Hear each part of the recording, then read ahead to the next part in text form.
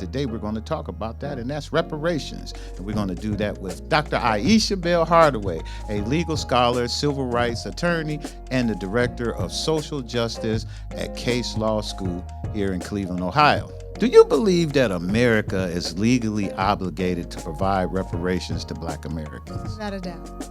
But when it comes to Black people and the harms that we experience, whether we're talking about from the transatlantic slave trade to chattel slavery to Jim Crow to mass incarceration to all of the ways in which we experience inequities, I am certain that is all a part of the dehumanization of Black people. Are you the right person to bring the claim?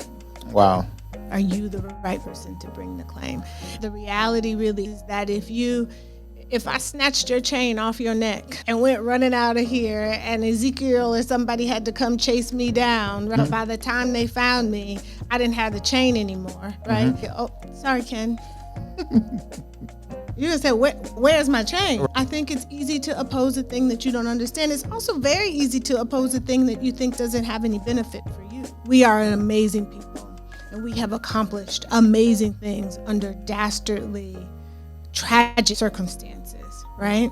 And so the dehumanization of Black people is very real, and it has had tangible, identifiable consequences. Hey, what's up, everybody? You tuned into Strategic Moves, where we don't just talk, we move. And today we're going to dive deep into the topic that most people are sweeping under the rug, a topic that we really need to talk about. And today we're going to talk about that, and that's reparations. And we're going to do that with Dr. Ayesha Bell Hardaway, a legal scholar, civil rights attorney, and the director of social justice at Case Law School here in Cleveland, Ohio. And she's here to break down the legal truth of America keeps ignoring and to help shed some light on why reparations isn't just a moral imperative, but a legal necessity. So let's buckle up because this conversation is going to be a real good one. So without further ado, I'd like to introduce Professor Ayesha Bell Hardaway to our program. Thank you for coming back to our program. You're not a stranger. You've been on our program once before, and you shed some light on a few things that you were doing at the school and talk to us about a program that you were in at that time. And at the end of that program, you talked about reparations, and I said, whoa, that's a conversation that many people just don't come on and talk about. And I would love to have been able to have an opportunity to sit down and talk to you about that. So again, I want to thank you for coming on our program. And how you doing today? I'm okay today. Do you believe that America is legally obligated to provide reparations to Black Americans? Without a doubt. And why you say that? That was a real simple answer, yes. Right? I know a lot of people think that there may be some complexities to the response of that, but the reality is that there was something that was stolen. There was an acknowledgement of that harm, and as a result of that, the harm has to be repaired. In many ways, there's some basic principles that our law is founded upon, right, and that humanity operates under. But when it comes to Black people and the harms that we experience, whether we're talking about from the transatlantic slave trade to chattel slavery to Jim Crow to mass incarceration to all of the ways in which we experience inequities, how to redress those or how to handle those inequities is too often not a priority here. It's like the thing was like, they can handle it. They'll take it. It'll be fine. Let's move past it, right? That's in the past. I want to talk about the future without any real appreciation for the ways in which the past dictates the future. Can you explain what it means and how it forms how you can form a legal basis around that? A legal basis for reparations? Yes, for reparations. I think there's several ways to think through forming a legal basis. And there have been litigators over time who have filed claims against insurers, against city municipalities, against corporations that benefited from slavery, chattel slavery here in the United States. And so there have been some framing around what we call in the law torts, right? Tortious claim for reparations. I wrote a paper a long time ago that makes an argument that just as the United States government recognizes and understands that they owed financial recompense to Native Americans, the domination and control, elaborate control that they had over their lives. In many of the same ways, the same is true. The practices that they used then with Native American folks in different forms or fashions, but with the same domination and control being exerted, was used against Black people, at least through emancipation. And so that argument of elaborate domination and control is one that I think is important for us to think about, to examine, and to understand why so many years, nearly 200 years after the end of slavery, right, we're still having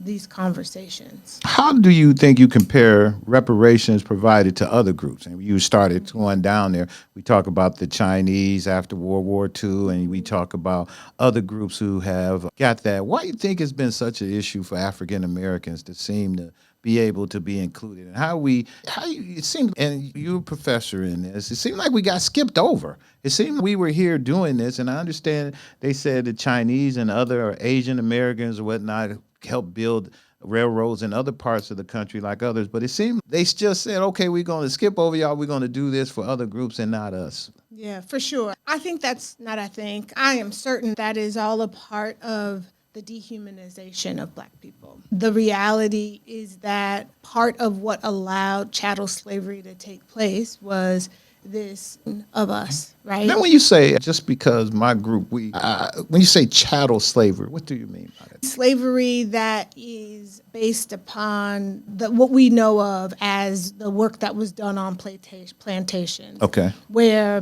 Black people were treated like property, Okay. auctioned off at slave auctions, right? Based on their value was based on their ability to perform, Okay. to do, right? Okay. To breed. Okay. How breeding was so closely connected to slavery here in the United States makes it uniquely different. Because one of the things you'll hear is slavery was always a thing and it's existed on other continents, Right. Africa being one of them. And so there's something very unique about American United States chattel slavery, right? And that description signals the uniqueness of it.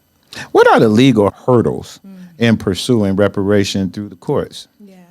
Some of the responses that we know that the courts have provided in their opinions, not allowing the cases or the suits to go forth, is whether or not an individual has standing. What does it mean to be a person of, are you the class of people that can you show, let me back up and say it this way, can you show that you were directly impacted by the harm?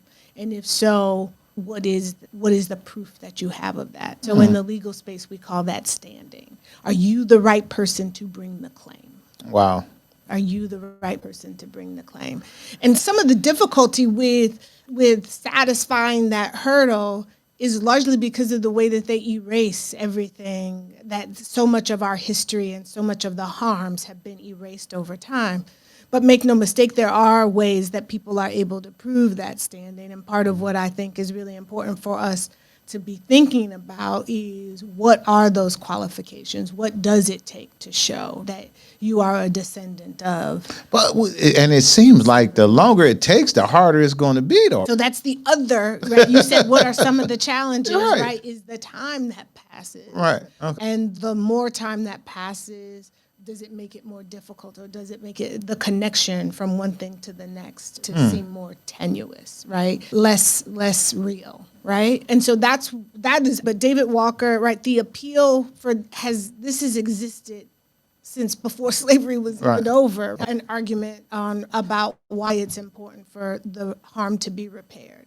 And at every turn, no one has wanted to be responsible for that. No one has taken the initiative, the leadership, to say, it is important for us to heal this festering wound. And because I understand the value in making sure that we're a healthy and a whole functioning nation, right? It's going to be important for us not just to acknowledge, which it took more than 100 years for the acknowledgement of the harm to be made by a leader of this country. Bill Clinton did it when he was over in Africa. And when he said it, there was like, if you could put an asterisk, a footnote, it's important to recognize that none of these remarks entitle anyone to recovering, blah, blah, blah, blah. And so they he did pass a declaration, if you would, but that declaration said, but don't get it twisted. We're not giving y'all no money. Yeah, it had a big butt in it.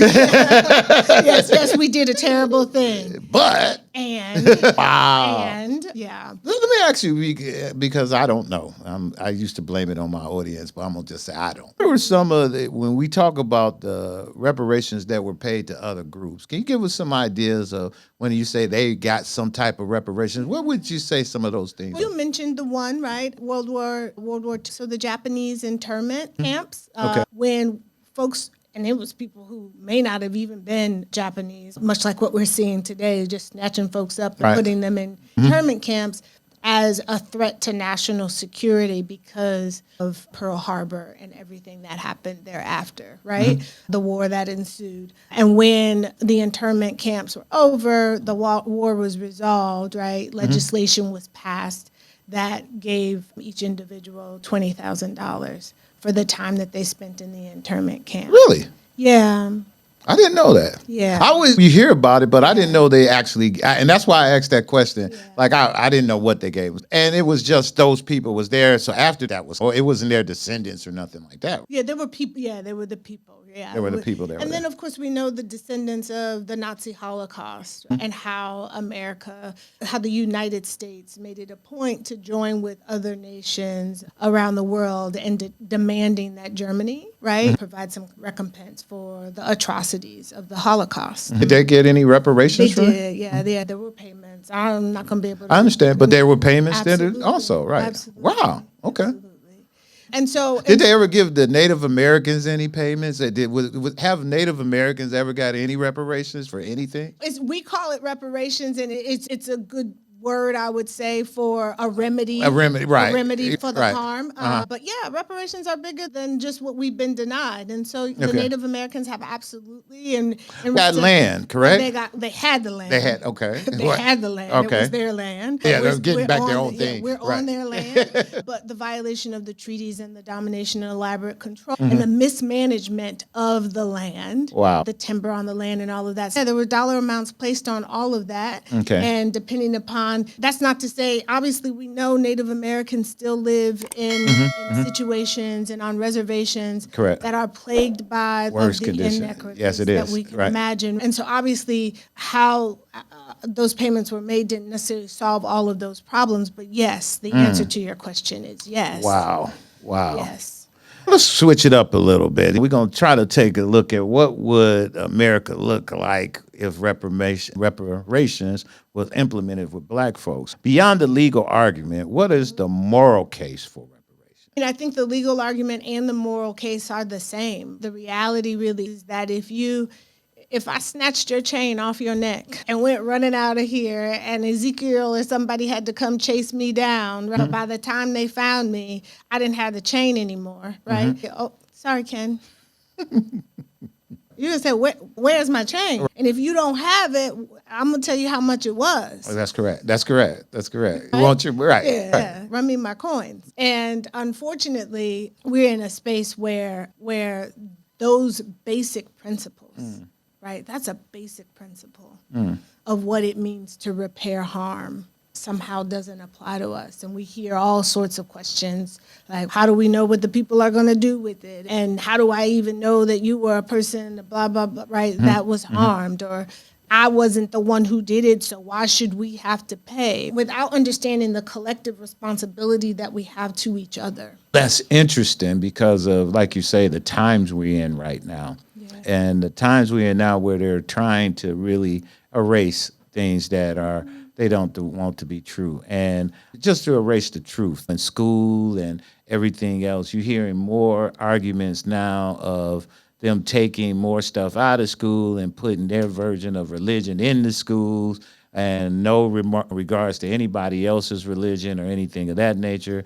They're taking out stuff that's the truth because of conversations like this where we talk about reparations and we talk about the fact that maybe some of the people that we're talking about who have to give reparations could be related to you, and people have a real issue with that. And if Jeffrey Dahmer was my son, I would probably have a problem with that because yes, I had. What? If Jeffrey, I'm giving you an example. If Jeffrey Dahmer, the killer, Yeah, I know. was my son, I would probably feel a certain way because that's my son, and I wouldn't want that history of me saying, "Oh, it was my father." Put it that way, and I was his son. I wouldn't want that history. I would always fear because if I think about what he did to so many people, it'll probably make me feel bad. And I think maybe that's what they're saying. Not to feel bad, kid. Yeah, that's what they're Not to saying. You're feel making bad. me feel bad when I come home. I gotta ask Granddaddy, why was you and Grandma still got them pointed hats and stuff in the basement? I thought that was a costume, but it really isn't. And I think that's a problem that we're facing right now. I hear that. I do hear Right. that as a point. I guess I really am concerned about the fact that we don't elevate the conversation beyond our feelings of what it means for a nation to be responsible for its harms. This isn't about the individual. This is about the collective. And as long as we stay in a me versus you posture, or I'm ashamed of a person posture, without understanding and recognizing that there was a system in place that allowed for the harm. And repairing that harm is an acknowledgement of the system.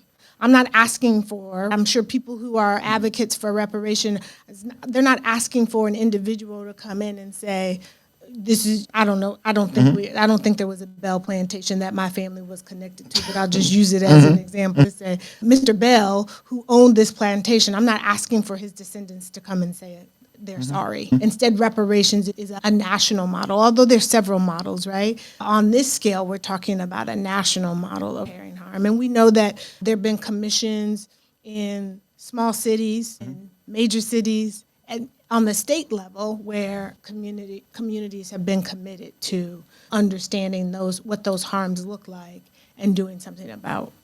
So you agree that reparations will serve as a big step towards healing, reconciliation in America? I think it's an essential principle. It is a moral and a spiritual principle of healing, and also what the foundation of our rule of law and our legal systems are built upon. Here goes a good one for you. What model or framework exists for implementing reparation effectively? How you think that the law can do this? Because to your point, everybody saying, hey, everybody get a new Cadillac?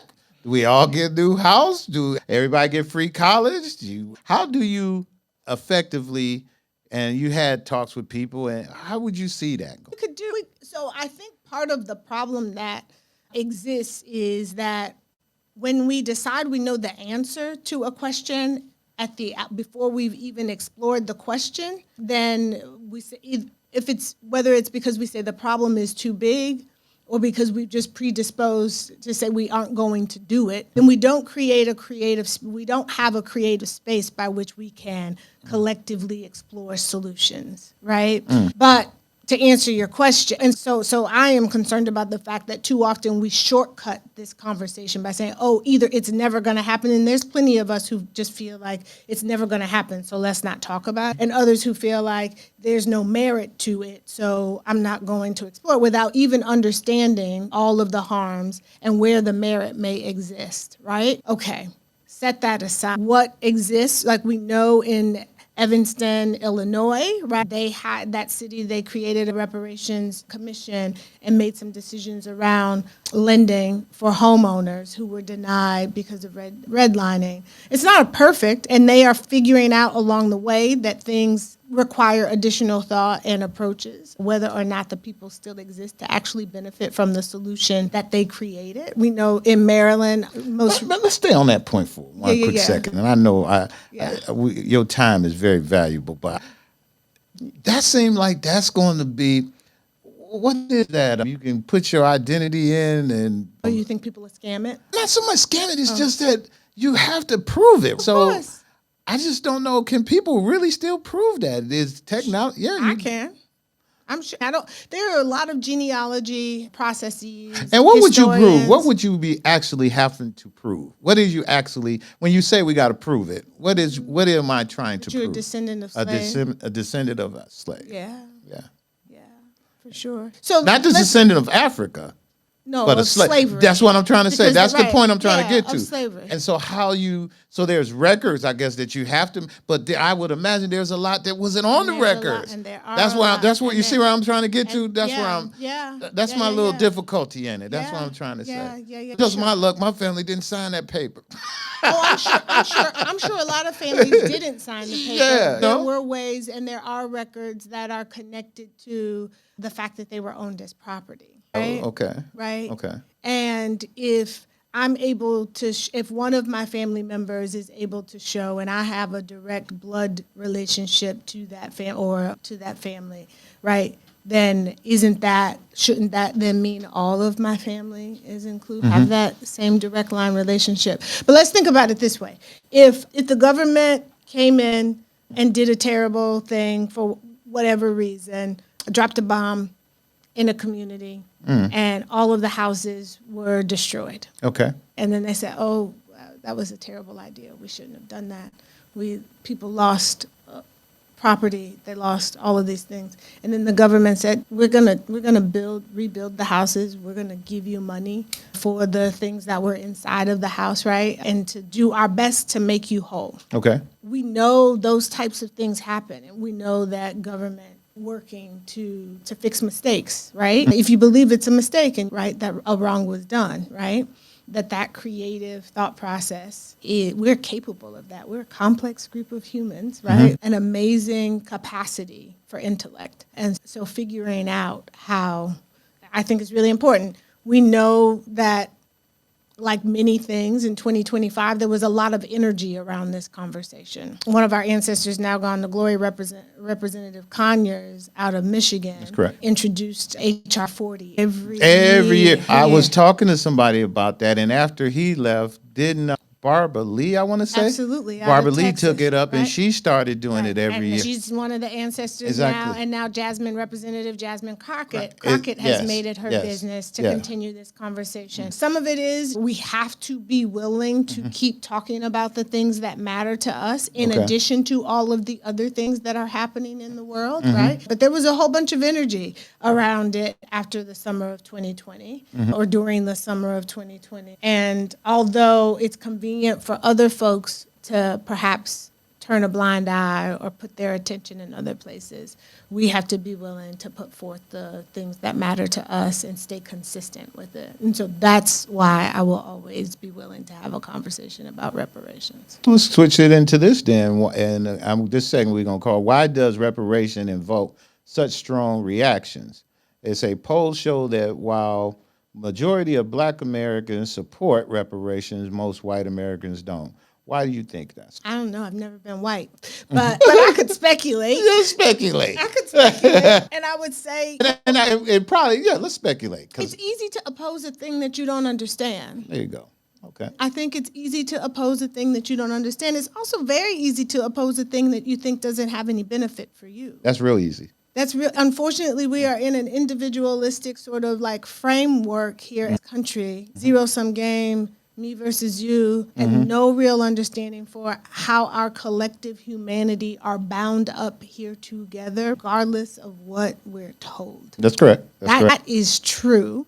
And also maybe I'll add a third speculation, which is, and as long as you're at the top, Yeah. why would you ever be worried about those who are not there with you? That's definitely true. That's probably the biggest one, because all of that is how you work your way to the top. Well, ain't no work. Sorry, that's not. You said how you work your way to the No, top. I said in most cases, reparations and those ideas are the things that you build on to get yourself to the top. And then once you get there, like you say, sometimes some of those things they forget about. how they got there. And reparation is one of those hard conversations that Yeah, reminds you that, reminds and I can see that. Let me ask you a question this way then. How do you think we can shift the narrative to grow broader support for the reparation conversation? And I think a lot of this has to happen with us first. A lot of this is about our Education? political will, our moral compass, our comfort with saying, yeah, yes, we are an amazing people, and we have accomplished amazing things under dastardly, tragic circumstances, right? We celebrate that. We're proud of that. We honor that. And at the same time, right, we can't forget those things that were designed to destroy us. And without being willing to confront the truth of that, it could be very easy for the past to repeat itself, or for that lesson to have to be learned a different way because we never learned it the first time. Wow. Now, that's definitely true. That's definitely true. Because it does repeat itself. Right? It does. And so I think the first piece is for us to understand this isn't about asking for a handout. This isn't about asking for people, an individual, to apologize. This isn't about taking away from what we have been able to accomplish and what our worth is, what we are able to accomplish in spite of, right? We're just we're doing our part to be committed to the healing process. Interesting. And once we understand that that healing process is essential for the growth Of everyone. And that's what you said in the beginning. It's not, the biggest piece of that is to have that understanding that this is a growth for everyone, not just one group of people. Yeah, this is about our collective good. That's what's the hardest part about it. Collective good, boy. Oh, Lordy, there's some selfish people in this world, and that's a hard one right there. And everybody's Professor. going nowhere fast. That's correct. But that's a hard one. Trying to get everybody to say, let's go, this castor oil is going to be nasty, but we all going to take it. We couldn't get everybody to get on the same page with COVID. And it was killing people all around the world. So I just don't understand. Maybe that's the reason why it's so hard to get it done. And it's just so disappointing that it just seemed to be, they just want to do it to the black folks, man. Yeah. And that's the problem. If I would say that, you know what, it's just how it is across the board with everybody, but it's not. It seems like it's. What role do you think education and public discourse play in the changing the perception of what we're doing here when we talk about that? I think that's why there was a push on the federal level for a commission, right? To create a public discourse, a legislative space for public discourse, to educate folks on the history, to learn, for all of us to learn, right, on the pieces and parts. Sorry. You good. For all of us to learn on the pieces and parts of this history that so many haven't been taught, and that we don't necessarily just have at our fingertips when we're having these conversations. That is one big, huge piece of this, without a doubt. But in addition to that, there has to be political will from our leaders, from the politicians that are in Congress representing us, in mayor's office representing us, in state houses, as in the governor's house representing folks. Interestingly enough, Maryland had a commission, and they put forth legislation to move forward with the reparations bill. Really? Yes. Okay. And the black governor vetoed it. Wow. In just the last few weeks. Maybe Really? 2 months, maybe a month. Time is weird now after the pandemic, but yeah. Yes, here recently, 2025. He rejected it.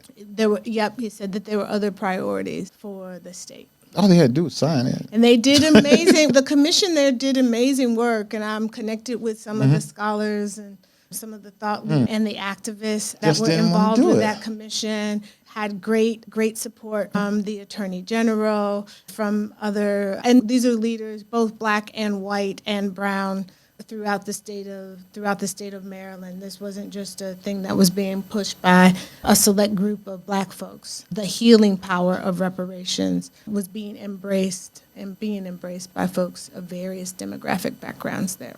You're a great interview because you're just flowing right along with my notes and everything. You see me, I'm just scratching. I ain't got to talk about that. She talked about that. You're doing great here.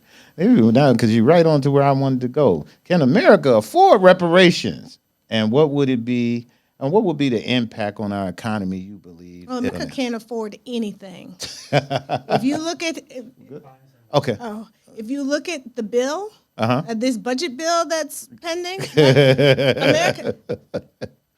Do you know that the interest that we pay on our loans every year, that the government pays on its loans every year, do you know that interest is more than the Department of Defense's budget? Really? Did you know that? No. Now, No.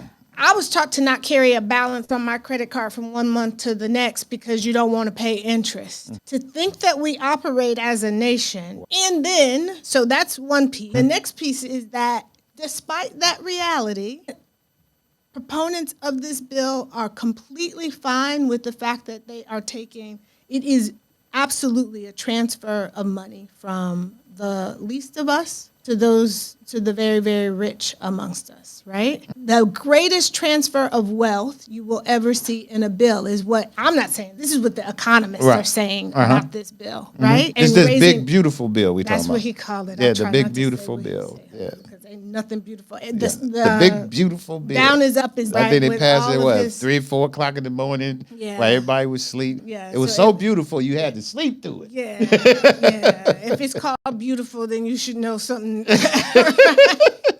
if it's bad, you might want to look at it because Right. it might be something that's for our good. Exactly. But the way that he reframes and defames everything, I wasn't going to say it, but you said it, so there it is. That bill really is a wealth transfer, right? You take Medicaid, you're taking away SNAP, from the folks who need, right, who need it the most, to give tax cuts to the very, very rich. So can we afford it? If we can afford all of that, yes. Yes, we can. What economic benefits could arise from addressing the racial wealth and gaps through this reparations, you believe? Say that, what economic, I'm sorry. Benefits could arise from addressing the racial wealth gap, the racial wealth gap through reparations. Through anything, but through reparations. See, you know how to be a good thing. But I would say there's some economists who have done this work and laid out the benefits, say, to a city of Cleveland. I wish I could call his name off the top of my head, but I've lost it right now, so forgive me. But there was an economist who came here who has done some studies on this very point and basically said if we infused dollars into a city like Cleveland where the majority of the business owners are Black and created the ability for them to hire to further their business and to be able to support a workforce, that we would see benefits in housing, we would see benefits in education, we would see so many benefits across the board. And so we are a magnificent people who are creative. Like, you have this whole process here. You're working this thing. There's no major television network behind you. You are your own entertainment company. That's what correct. would it look like if your business was actually infused with the dollars that would allow you to not just hire competent folks, but then hire competent folks and for them then to be able to live, a livable wage or That's a correct. comfortable That's lifestyle, right? What would that do for our community? What would that mean for our stores? What would that mean for our schools? That's correct.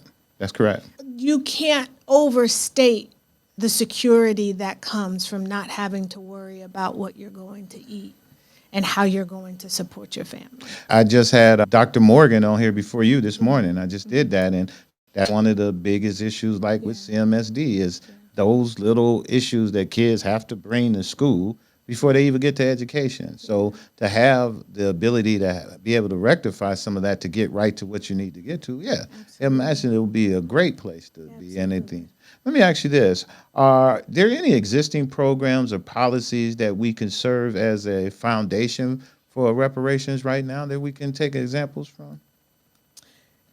Yeah, that was the Evanston, Illinois example that I raised. I think. I was thinking there's nothing. I guess the Illinois thing, right? Here locally. Yeah. Well, not even locally, I know because I know Massachusetts is working on something that hopefully as we speak, I hope these things aren't going away. California was, but then their governor said that he wasn't. I thought California, they liberal enough, I thought they would have got that done out there. Really?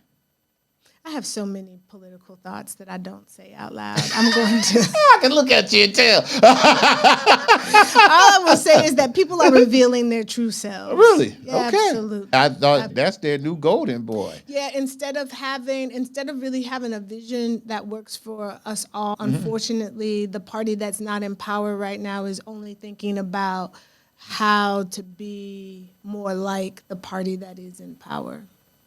Hey, we're going to go into some international stuff real quick because we're doing good on time. I don't know how much international I Doing got, good but on let's see. time. All right, we're going to say if other nations have addressed historically injustices, why hasn't the United States? Countries like Germany has provided reparations for Holocaust. What lessons can we learn from these international examples? I think the biggest lesson is we have to understand that if we want to maintain our legitimacy, I think one of the things that the United States prides itself on, at least did prior to this administration, and I think even this administration still believes it, is that they're the big cheese. They're the big dog. And I think what we're seeing now is that the ways in which our government does not adhere to its own principles, to its own values, we have blinders on, and somehow we still believe that we are the big dog, and the rest of the world is saying, No, not so not fast. so much. Yeah, exactly. And if we want to have legitimacy as a political powerhouse, as the best to ever do it in terms of political leadership and the model for democracy, then surely we need to be thoughtful about when we're able to own up to our own mistakes, when we're willing to then correct them. That's correct. We can't ask others to adhere to humanitarian principles and the like, and then we don't ourselves. The hypocrisy of that, whether we want to acknowledge it or not, is something that's felt all around the world. How does international human rights law influence reparations and the debate in America? Yeah, the UN is having this conversation regularly, and American legal scholars and economists and thought leaders generally, activists, have been to the UN to have this conversation about reparations. It is a thing. We just don't talk about it at home. Can you share us a story that illuminates the generational impact of slavery and systemic racism right now? If you could think back on something that we can go, because we're getting good. We got about 6-7 more minutes with you, Professor.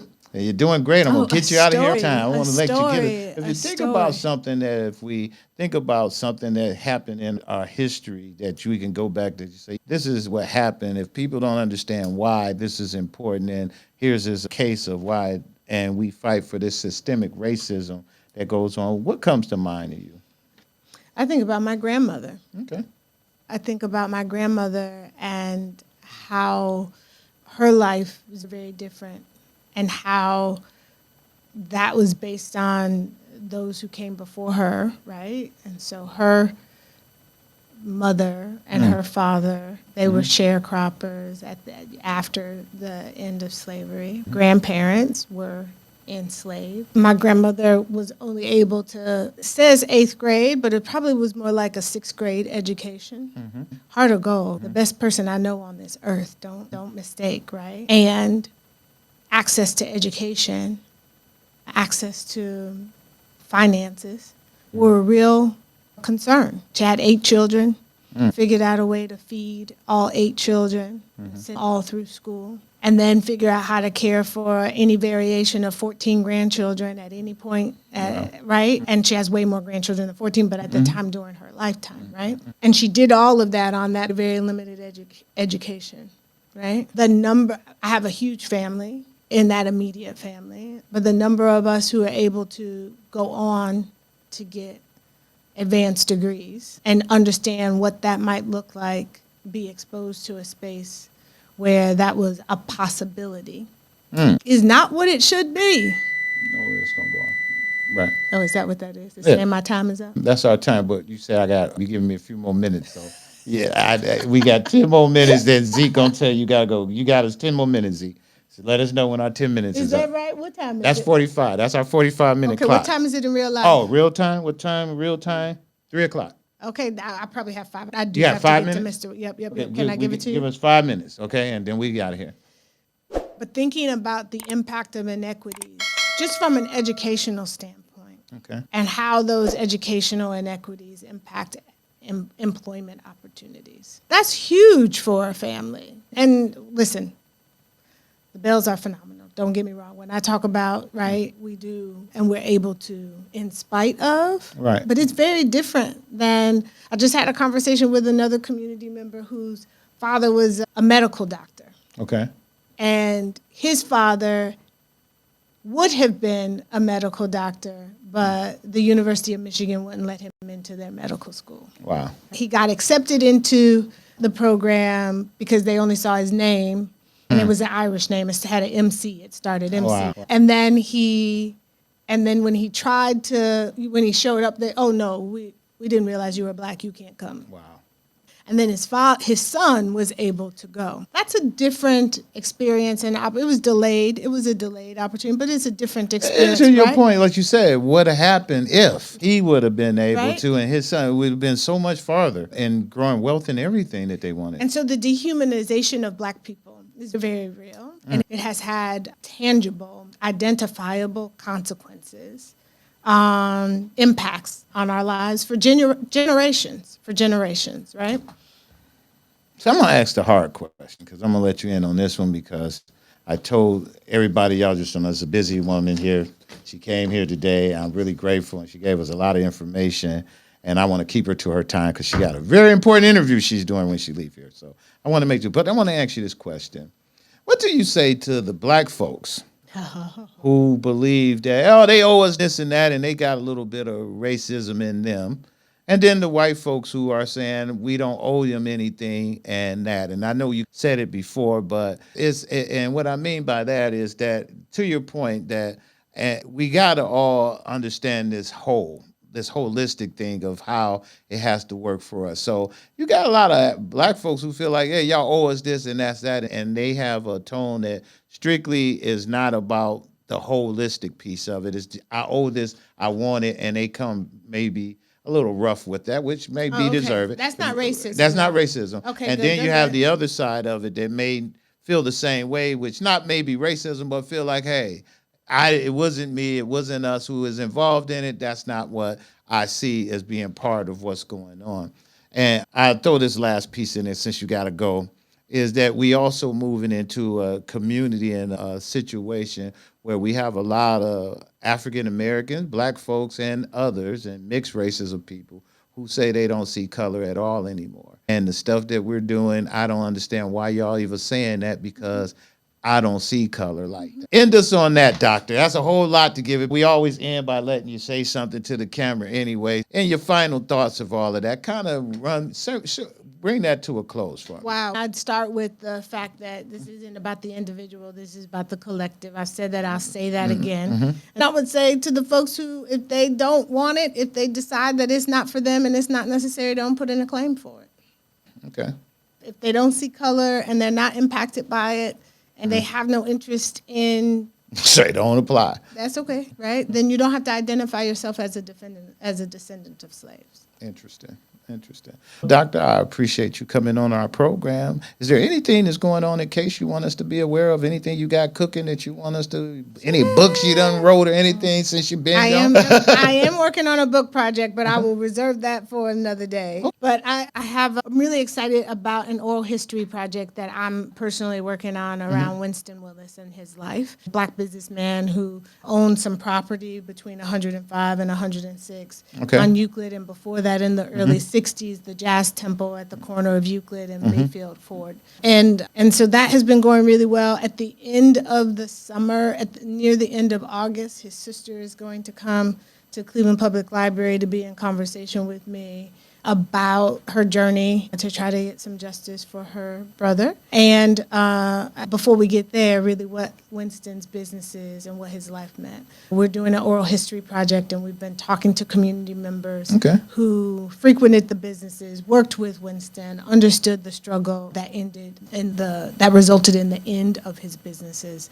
And so that has been, as a native Clevelander, to sit at the feet of the elders, hear those stories, and understand what Black Cleveland even look like at that time has been a joy. It's been heartbreaking too, but it has been Yes. a joy. And so that's the thing that I'm working on right at this moment, Excellent. and I'm enjoying it. I will also say that we host these conversations with a group called the Youth Justice Collaborative. Okay. The Social Justice Law Center does in collaboration with St. Luke's Foundation and a variety of community stakeholders, thinking through what it means to be a young person in Cleveland and in Cuyahoga County, and how do we create systems of community care for all that ensure safety for all. Get in touch with that if you want to get involved with that group. Absolutely, they should email me, Ayesha.Hardaway@case.edu. We'll add them to our invite list. We meet every other month. Okay. Most of our meetings are at the Magnet School. I think it's the third or the fourth. I think it's the third Thursday of every month, of every other month. And we welcome folks who want to be a part of thinking through how to close some of the gaps as it relates to the needs of our young people. That's excellent work. As always, that's Professor Ayesha Hardaway. She's here today, and she gave us a lot of good information. And as usual, we'll put all the information in the links below and in the description on how you can get involved. And we'll put that information on how you can join her email list so that you will know how to get more information about if you got questions and want to know more about reparations and what can do. That's our person to do it, and she'll be back. I'm gonna get her back again, y'all. I'm gonna get her back. She always got something they doing over there, so we're gonna get them back in, and we'll have more conversation. So till next time, peace.